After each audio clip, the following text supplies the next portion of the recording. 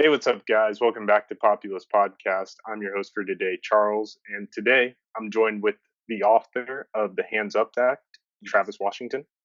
yes, Thank yes. you for Hello. coming on.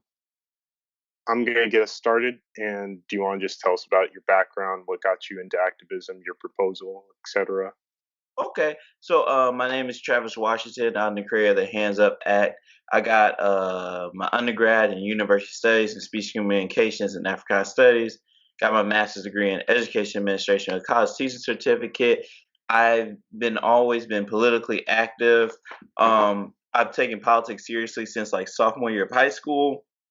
I did internship in the state capitol where I got to work on like three major legislations. But I had this idea about the Hands Up Act for around 2 years. I wanted to wait until I was a U.S. senator or congressman to go for it. But a professor told me, "Why wait? Do it now." So then I went for it, and somebody who wanted me to run for office says, "We'll never sponsor you if you go this direction." And I'm like, "Forget it. This law means a lot to me." So I came up with this idea called the Hands Up Act, where if a police officer shoots somebody unarmed, it's a mandatory 15-year prison sentence. It's been picked up by the New York Times.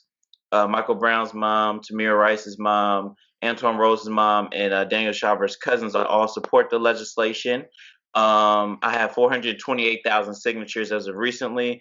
I did a TED talk on it, and the College Democrats of America shared it last year, and the College Democrats of Texas are sharing it right now, recently. So I'm trying to gain momentum, and the goal is to reach 1 million signatures, and of course, make it the law of the land. I'm trying to get a committee hearing with the House of Representatives so the whole world can see who I am and what I stand for, and get the United Nations Human Rights Council involved. So the whole, world, the United Nations is like a set government organizations put together by each country, and they condemn unarmed shootings in America.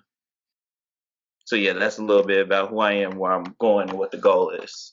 The Hands Up Act calls for all police officers who, as you said, kill an unarmed person to be sentenced to 15 years in prison. Can you explain to the audience how this would work to curb police violence and is not too harsh on them? One thing is for sure is that when you look at like somebody like Tamir Rice, Philando Castile, Alton Sterling, and even Michael Brown, for example, how these individuals were shot unarmed and they were never punished for it. When somebody's saying it's too harsh, if me giving you 15 years is too harsh, then why would you shoot somebody unarmed in the first place? A lot of these individuals who shoot these people unarmed know they can get away with it, and they go on unpunished. I feel as though that this it won't stop unarmed shootings, but it will clearly slow some things down. It's like speeding, for example. When you see, a speed limit sign that says 55 miles per hour, I mean, you still have your individuals that speed, but once you get a ticket and once there's a punishment for it, is somehow it's like a punishment. It's like it's a way to level things down. That's it. It's like a rule. It's like a regulation. All right. You have gone on record to compare the killing of unarmed black people by the police to be on par with the lynchings done by the KKK during the height of its power. Some of the opponents to your bill might point to an idea that the police are incomparable to the KKK due to the fact that they are here to protect us, so there's no need to rein them in. What do you say to these critics to assure to them that the issue of white authority killing black people needs to be dealt with? What I want to say is that it's not only black people, it's brown people, it's white people. My whole thing is that no one should be shot unarmed. And if I'm asking for some type of plea, like I don't want to die, you don't want to die, and have been police officers on the force, right, who are in regular, civilian clothing that's been shot unarmed. There is a really huge problem of untrust between the communities that want some type of protection, some type of trust in the police force. That's why I'm like, hopefully, I'm answering your question, but I'm not asking for a lot. I really am, because it's like the thing is that this law will get rid of the bad apples within the police department. There are good police officers in the police department, but there are individuals in that police department that poison everything, and it creates untrust. That's a huge problem.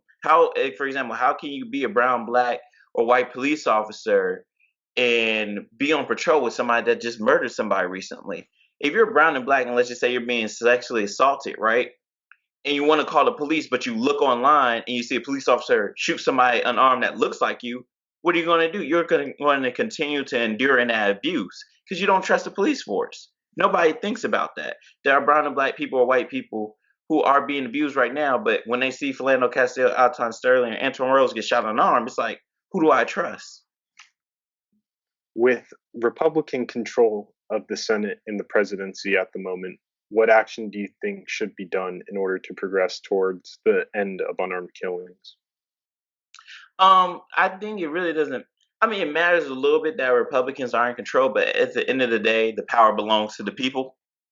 You got to think like during the height of the civil rights movement, it was Democrats and Republicans in the house and state majority in the House and the Senate. All of them were white, and it was white supremacy, clear civil rights law violations. Like you sit here, I sit here.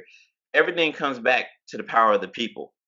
Everything goes back to if we come together, if there's a majority of us, we can override the minority. That's how it's always been. It worked in South Africa. It worked all across the country. If enough of us come together, that's why I'm going to keep on pushing for signatures.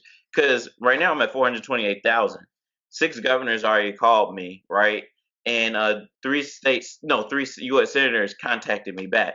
It's people are seeing it. It's just right now it's only a spark is really like how many more signatures before?